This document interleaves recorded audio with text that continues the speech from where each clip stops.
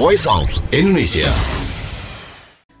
Sudah hadir bersama saya Bapak Bahtiar Hasan PhD selaku Ketua Yayasan Nusantara Cultural Center di Belgia dan juga selaku Rais Syuriah PCINU ya Belgia, dan juga selaku peneliti bidang kanker ya di Belgia. Dan pendengar, Anda sedang mendengarkan program Halo Diaspora, program kolaborasi RRI Voice of Indonesia dan juga IDN Global.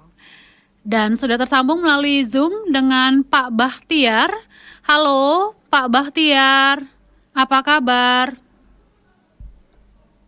Halo, selamat siang, selamat pagi waktu Indonesia Barat. Halo. Assalamualaikum. Waalaikumsalam Pak Bahtiar. Sehat ya Pak? Alhamdulillah sehat di tengah teriknya matahari di Sulawesi Tenggara. Oh, saat ini sedang di Sulawesi Tenggara ya, bukan di Belgia ya? Iya, besok insya Allah saya on Pulang. the way to Belgium. Oke, jadi ini lagi pulang kampung nih ya, mudiknya justru lebih dulu ya sebelum Ramadan ya? Insya Allah, jadi mudik ke kampung sambil insya Allah on the way back saya singgah umrah dulu beberapa hari di awal Ramadan insya Allah. Insya Allah, Alhamdulillah ya Pak Bahtiar, nih luar biasa. Jadi baru besok kembali ke Belgia dan melakukan rutinitas seperti biasa ya, sebagai peneliti nih ya di bidang kanker, Pak Bahtiar ya. Kurang lebih begitu. Jadi belum sempat dapat Ramadan di Indonesia ya? Belum. Dalam beberapa tahun terakhir belum pernah saya secara khusus Ramadan kembali. Ada beberapa tahun lalu barangkali spend 2-3 hari di kampung. Tapi ya itu seperti itulah kurang lebih gambarannya. Berarti sekarang ini dipuas-puasin dulu ya Pak Bahtiar ya untuk makan makanan khas nih Indonesia ya. Baru nanti balik lagi karena kan nggak mudah ya untuk menemukan kuliner Indonesia di sana. Tentu. Terutama makan durian gitu, dipuas-puasin bener di Sulawesi Tenggara lagi musim durian. Oh, lagi musim durian ya? Wah, durian Iya. apa nih Pak Bahtiar yang paling terkenal nih di Sulawesi? Wah, di Sulawesi Tenggara itu banyak sebenarnya durian lokal yang tidak diberi nama. Oke. Kalaupun ada namanya itu aneh-aneh yang hanya dalam bahasa daerah sini gitu ya. Oh gitu, kan Jadi kita nyebut aja sembarang, yang penting enak gitu. Ada durian mentega misalnya. ya kan, betul. Durian mentega, durian tembaga, durian petruk, durian macam-macam ya. Itu Tapi itu dia. khasnya tuh Sulawesi Tenggara tuh duriannya apa? Kulitnya lebih tebal atau apa yang bikin khas? Tergantung karena bukan hanya satu spesies, ada beberapa spesies di sini. Dalam dugaan saya tidak tahu apa sudah ada penelitian yang mengkategorikan secara khusus spesies-spesies itu, tapi dalam taksiran saya paling tidak ada 10-15 spesies barangkali. Nah, sekarang tergantung kelihayan kita mencari yang cocok itu yang mana gitu. Yang sesuai selera ya. Ya kurang lebih. Ada yang bijinya kecil, Wah. isi kulitnya juga agak tipis, tapi ada juga yang bijinya gede. Wah, seru sekali nih lagi musim durian nih di Sulawesi Tenggara nih, dan nggak mudah loh. Wah, itu sulit ya menemukan durian di Belgia ya Pak ya? Sulit Mbak, sulit. Di sana ada orang makan durian sih. Karena aroma atau baunya tuh khas banget ya. Bahkan ada beberapa orang juga yang nggak suka gitu ya dengan aroma yang terlalu kencang gitu ya dari durian itu sendiri ya. Kurang lebih gitu Mbak. Bahkan anak saya sendiri dulu, anak-anak saya itu kan sekarang yang paling tua 27 tahun. Nah itu lahir di Kendari sini. Dia waktu lahir di Kendari masih bisa durian dia sampai 5 tahun dulu. Usia 4 atau 5 tahun dia pindah ke Kanada tahun 2000 dia pindah ke Kanada. Sekarang anak-anak itu tidak ada yang mau makan durian. Katanya baunya tidak bagus. Saya tidak tahu kenapa. Padahal dulu On the sempat other hand, itu keuntungan untuk saya ya. nggak ada saingan ya. Nggak ada saingan, itu dia. Nggak ada saingan. Luar biasa sekali nih Pak Bahtiar. Dan akan balik ke ke Belgia ya, dan juga kan Ramadan di sana nih. Dan sebagai peneliti nih di bidang kanker ya, pasti banyak sekali kegiatan yang akan dilakukan kembali nih, Pak Bahtiar. Di sana untuk aktivitas sebagai peneliti seperti apa sih Pak Bahtiar? Itu aktivitas utama sebenarnya itu dalam yang mereka call ya clinical drug development. Jadi clinical drug development itu terkait dengan pengembangan obat kalau bahasa Indonesianya ya. Nah, pengembangan obat itu ada study phase 2, ya phase 1 of course is there. Tapi biasanya yang saya tangani itu phase 2, phase 3 studies ya. Mendesain study, kemudian mencobakannya dan mengumpulkan data dari hasil yang diperoleh dari study tersebut, kemudian sampai by the end publication normally ya. Dia publish ke jurnal internasional dalam bahasa kita, bahasa lokal Indonesia gitu ya. Mau update nih Pak Bahtiar kan, karena memang sepengetahuan saya ya, kalau saya tidak salah memang kan untuk pengobatan begitu ya, untuk pengobatan kanker sendiri ini di tanah air kan memang mau dibilang seperti apa ya, memang masih banyak lah begitu kekurangannya ya Pak Bahtiar. Ada penemuan atau ada obat baru atau ada penelitian barukah begitu ya? Karena kan banyak orang yang mungkin kalau sudah didiagnosis kanker tuh sudah langsung hopeless begitu ya, kayak tidak ada harapan begitu kan, Pak Bahtiar. Ini sampai saat ini seperti apa nih perkembangannya nih Pak Bahtiar? Mau update nih kita ya pendengar. Ya, tergantung dari tipe kankernya biasanya. Jadi yang quite advanced development itu misalnya pada ketika kita berbicara dengan breast cancer itu cukup bagus mereka perkembangan terakhirnya, juga yang terkait dengan misalnya leukemia atau kanker darah yang kita sebut kanker darah itu cukup bagus. Tapi ada beberapa kanker lainnya yang masih susah. Kalau misalnya kata colon cancer ya, itu cukup challenging. Kanker apa sih usus ya dalam bahasa kita barangkali ya. Kemudian yang terkait dengan kanker paru ya, non small cell lung cancer misalnya, atau small cell lung cancer. Yang small cell lung cancer itu kebanyakan disebabkan oleh rokok sebenarnya ya. Itu masih very challenging. Kalaupun ada progres itu biasanya tambah-tambahnya sedikit gitu ya.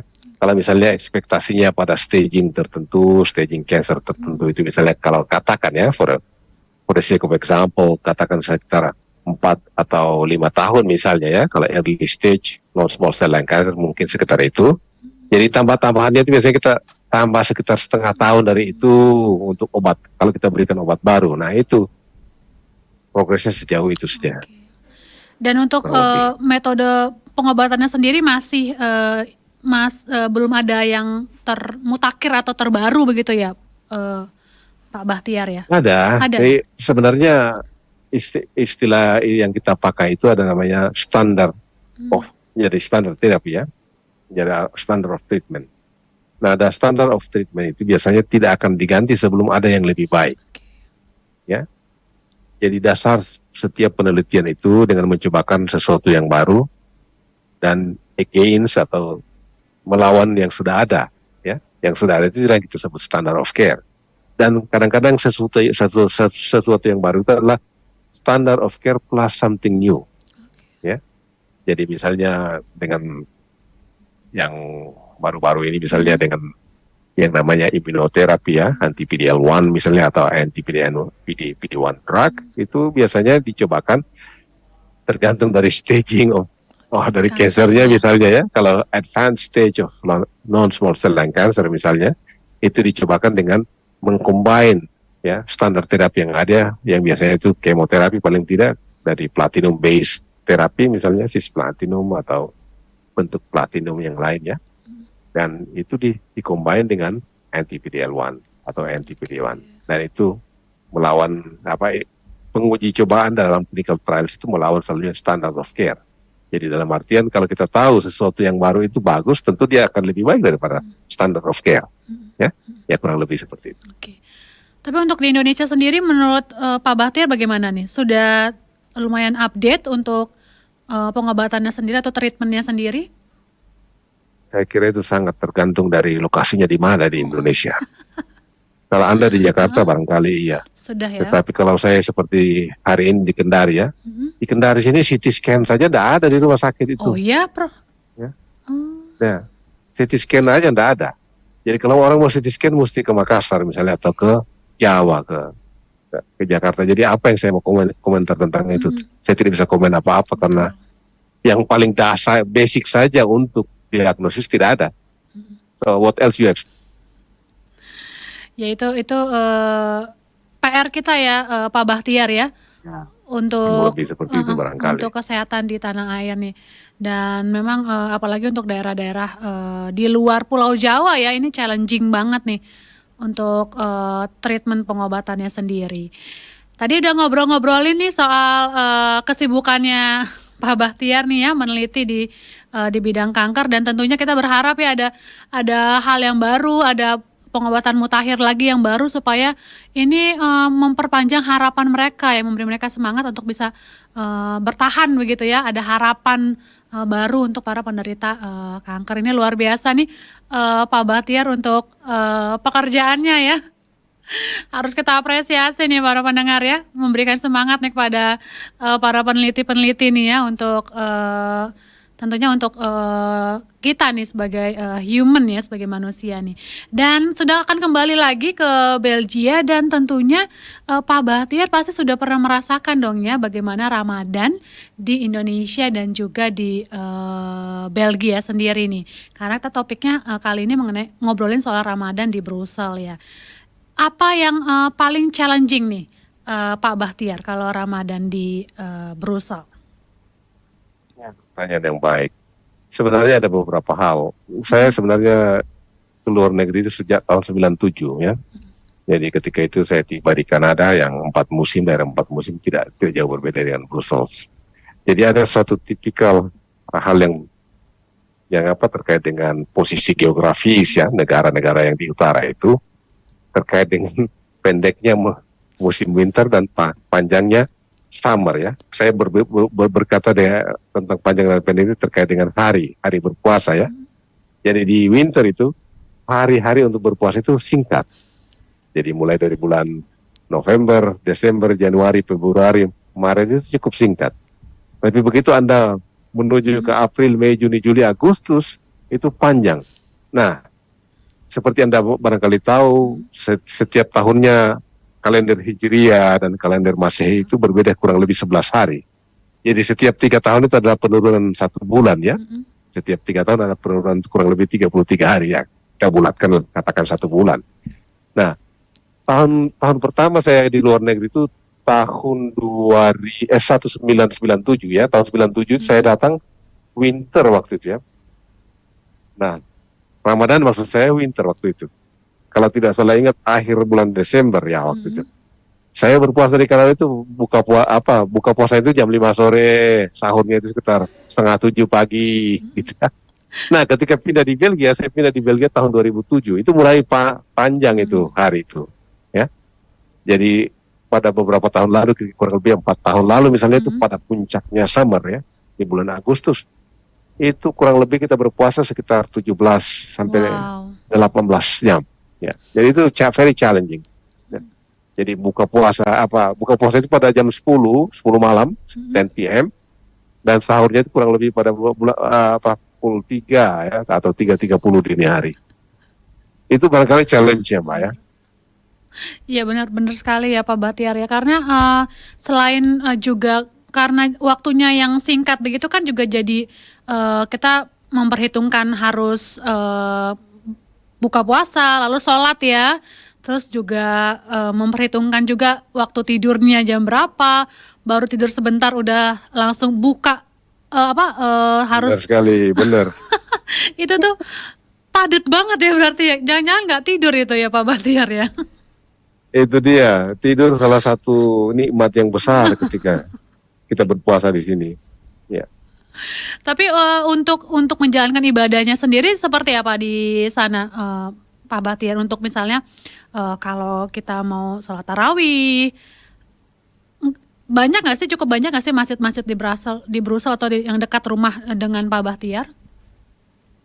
Untuk memberi informasi demografi, Brussels sendiri misalnya itu ada 25% Muslim di Brussels ya.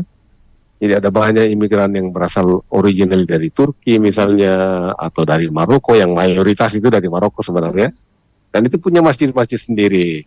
Kita orang Indonesia tentu senang juga ke masjid mereka, tetapi juga kita punya kegiatan dan punya masjid sendiri sebenarnya di sana. Ada. Ya. Jadi biasanya kita sholat tarawih, kalau udah weekend itu di KBRI, ya, Kedutaan Besar Republik Indonesia di Belgia. Lalu kadang-kadang di Wisma KBRI, kadang-kadang di aula di Tervuren sana. Ya, aula Tervuren itu adalah tempat di gedung konsulat ya Indonesia di sana, yang biasanya dipakai untuk berbuka puasa. Ya, dan itu kalau buka puasa setiap weekend itu pada hari Sabtu biasanya diramaikan dengan buka puasa bersama ya. Ada banyak orang-orang Indonesia dari seluruh Belgia. Belgia itu bukan negeri yang besar. Dari ujung utara ke ujung selatan itu cuma 300 kilo, dan ujung timur ke ujung barat 300 kilo. Jadi ketika Anda di Brussels misalnya, dari ujung utara ke Brussels itu kurang lebih 150 kilo. Jadi hampir setiap orang di Indonesia di lokasi mana saja bisa datang untuk buka puasa bersama. Jangan-jangan semuanya kenal ya, Pak Bahtiar ya, satu sama lain ya, karena saking kecil. Biasanya begitu, demikian. Dan orangnya tidak banyak juga, ya, mungkin sekitar 1000-an Muslim Indonesia yang ada di sana. Ya. Jadi memang banyak kegiatan yang dilakukan bersama warga negara atau warga negara Indonesia dan diaspora di sana ya, seperti salat tarawih dan mungkin juga buka puasa bersama ya, Pak Bahtiar ya. Oh iya, tentu ketika saya berkata buka puasa itu benar-benar buka puasa yang luar biasa meriahnya. Ya, host dalam hal ini menyiapkan banyak sekali makanan khas Indonesia ya, yang tidak akan kita dapatkan dalam menu kita sehari-hari. Jadi kalau Anda mencari sesuatu yang khas Indonesia, itu adalah kesempatan yang baik datang pada hari Sabtu di KBRI atau di Wisma Indonesia. Sekalian juga untuk silaturahim ya bersama warga negara Indonesia gitu. Untuk itu sebenarnya yang utama. Yang makanan itu hanya efek samping, tapi you can switch it depending on ya. Wow. Silakan, Mbak. Lalu sudah beberapa kali Ramadan ya gitu kan dilakukan di Brussels nih. Apa sih yang paling dikangenin nih Pak Bahtiar kalau di Ramadan di tanah air ketika Ramadan di Brussels? Itu adalah bulan mendekatkan diri kepada Tuhan, ya. Bulan di mana kita bisa memperbaiki diri lebih ke arah yang lebih baik. Jadi hadisnya Nabi misalnya ketika bulan Rajab datang itu kan dikatakan Allah berdoa, Allahumma barik lana fi Rajab wa Sya'ban wa balighna Ramadan, ya. Yaitu hadisnya Nabi sallallahu alaihi wasallam. Artinya kita menjemput bulan puasa itu jauh sebelumnya ya. Dari 2 bulan sebelumnya sudah kita menjemput puasa itu. Dengan harapan ya Allah berkahi kami dalam bulan-bulan ini dan mudahkan kami, sampaikan kami hingga tiba pada bulan Ramadan. Nah, salah satu hal yang kita perbaiki tentu kualitas ibadah. Ini di mana-mana sama biasanya ya. Sehingga kita malamnya kita salat tarawih ya, dan siangnya kita berpuasa, itu hal-hal yang rutin kita lakukan. Kalau ada yang dikangeni tentang Indonesia itu adalah misalnya keramaian saat entah sekarang ya. Dulu ketika saya kanak-kanak misalnya, ketika kita di kampung bulan Ramadan itu datang, itu bulan bermain sebenarnya. Pada malam hari kita main-main yang istilahnya kejar-kejaran di sekitar lapangan dekat masjid misalnya. Nah, hal-hal ini tidak ada di Belgia sana, tidak ada. Kemudian pada buka puasa bersama di Indonesia ini hampir tiap hari ada, dan panganannya macam-macam gitu ya. Kita datang aja ke masjid, udah ada. Nah, ini di Belgia ini jarang-jarang. Kadang-kadang kalau mau begini harus ke masjidnya orang Maroko atau orang Turki. Tapi harus siap dengan makanan mereka tentunya ya. Nah, ini hal-hal yang kita miss daripada yang ada di Indonesia, dan tentu saja tradisi kita yang lain ya. Banyak di situ, termasuk tradisi-tradisi yang kait dengan keagamaan, misalnya tadarusan. Alhamdulillah kita bisa buat secara lokal di sana ya. Tapi tentu yang kita rasakan secara umum yang hilang itu suasananya secara umum ya. Lebih ramai di sini, dan di sana ya sepi-sepi begitu. Kalau di sana seperti hari biasa saja ya kalau di Belgia ya, Pak Bahtiar ya. Benar, dia lebih mirip kepada arah pendekatan spiritual secara pribadi barangkali ya, daripada pendekatan spiritual yang secara umum di Indonesia yang berlaku ya secara komunal ya. level di sana itu lebih kepada level pribadi, sedangkan di sini levelnya lebih kepada level komunal. Iya. Kalau di sini kan lebih suasana memang paling dirindukan ya, apalagi tadi seperti Pak Bater bilang suasana buka puasa, lalu suasana sahur ya, keliling kampung begitu kan, membangunkan orang gitu kan. Kalau di sana kan Gitu. lebih Dan kepada pribadi ya. itu dia. Dan kalau ada yang lebih lanjut yang di miss itu adalah keluarga itu Oh sendiri. iya betul. Tidak ada yang namanya extended family di sana. Kita paling ya keluarga inti saja, anak, istri, that's it. Kalau di sini kita berbicara extended family, mulai dari keluarga inti tadi, Betul. tambah sepupu sekali, saudara, Sampai generasi you name it. ketiga ya. Exactly, ya. Itu tidak ada di sana. Tidak ada. Betul. Nanti Pak Bahtiar sendiri di Belgia ini tinggal bersama keluarga ya, berarti bersama anak-anak juga ya, atau sudah pencar-pencar nih? Ada. Nah, istri saya masih ada di sana, anak-anak masih di rumah semua, walaupun mereka udah ada yang sudah bekerja, tapi alhamdulillah Oke. masih betah tinggal di rumah sama-sama gitu. Jadi bisa bersama keluarga gitu kan, merayakan Ramadan di tahun ini luar biasa dan alhamdulillah ya. Karena kesempatan juga itu kesempatan juga yang paling dinanti-nanti ya, bisa taraweh bareng, tadarusan bareng begitu kan ya, Pak Bahtiar bersama keluarga begitu kan. Ini luar biasa sekali. Dan menarik juga nih untuk ngobrolin kalau tadi Pak Bahtiar cerita 25% penduduk Belgia itu Muslim ya. Jadi berarti Ya, penduduk Brussels. oh Brussels ya, bukan Belgia. Oke, Penduduk Brussels. Ya. Brussels. Kalau di Belgia sendiri sekitar 7% Oh, oke, total ya, Belgia. in total. Oke. Dan mereka sebenarnya secara umum tahu nggak sih Pak Bahtiar kalau pada beberapa hari ke depan nih umat Muslim akan menjalankan ibadah puasa, mereka secara umum tahu nggak sih Pak Bahtiar? Secara umum tahu, tapi negeri itu adalah negeri sekuler yang walaupun tradisi awal mereka itu tradisi Katolik, tapi mereka itu negeri sekuler yang tidak terlalu jauh dengan Perancis misalnya ya. Tradisi sekulerisme mereka itu tradisi sekulerisme yang kental begitu. Jadi ya, it's fine. They know that you're fasting, but we don't expect anything from them. We don't expect that you have to respect us, misalnya seperti itu, tidak ada. Ya, kita di situ berpuasa itu lebih merupakan kepada kesalehan individu, if you wish to know. Ya. Dan apakah mereka suka bertanya juga, Pak Bahtiar, apa yang sedang kamu lakukan begitu? Kenapa kamu tidak makan dan tidak minum? Itu biasa lah itu. Biasa tapi ya. Nah, dan kadang-kadang kita jelaskan juga pendekatan yang paling mudah untuk mereka itu adalah pendekatan saintifik misalnya ya.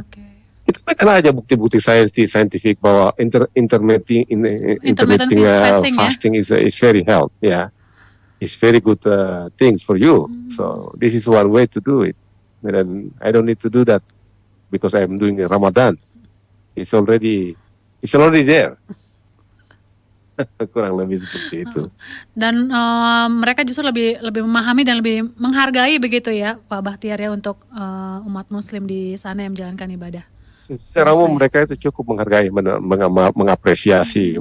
Dulu ketika long hours misalnya ya, ketika puasa itu pada hari-hari yang sangat panjang, itu ketika berpuasa sekitar bulan Agustus, September, ya itu agak berat itu. Kemudian dia turun sampai bulan Juni, bulan Mei, ya beberapa tahun lalu masih panjang. Tapi tahun ini alhamdulillah. Sudah semakin normal gitu ya. Kalau tahun ini berapa? 12-13 jam ya? Iya, sama Indonesia kurang lebih 13 sampai 14 jam barangkali sekitar itu. Jadi alhamdulillah semoga ya kita bisa menjalankan ibadah puasa ini dengan baik begitu Pak Bahtiar ya. Amin. Pak Bahtiar, terima kasih sekali nih waktunya sudah berbincang bersama kami. Ini luar biasa, dari ngobrolin soal pekerjaannya Pak Bahtiar sampai juga bercerita tentang bagaimana Ramadan, perbandingan Ramadan di Indonesia dan juga Ramadan di Brussels. Terima kasih Pak Bahtiar, sehat selalu ya, dan semoga kita bisa menjalankan ibadah puasa dengan baik. Dan salam untuk keluarganya ya Pak Bahtiar, baik keluarga di Sulawesi dan juga nanti keluarga di Brussels ya. Terima kasih Mbak Sekar dan juga semua teman-teman di RRI sana dan juga para pendengar RRI Salam dari kami, mudah-mudahan Anda bisa mendapat keberkahan pada bulan Ramadan ini. Amin, amin, amin. Terima kasih Pak Bahtiar. Baik, terima kasih. Ya, pendengar Voice of Indonesia, demikian tadi ya bincang-bincang hangat saya dengan Pak Bahtiar Hasan PhD, Ketua Yayasan Nusantara Cultural Center di Belgia, selaku Rais Syuriah PCINU Belgia, dan juga selaku peneliti bidang kanker peneliti bidang kanker di Brussels, Belgia. Dan saya doakan kembali ke ruang dengar Anda, pendengar tetap stay tune ya mendengarkan siaran kami, Voice of Indonesia dari Indonesia untuk dunia. Voice of Indonesia.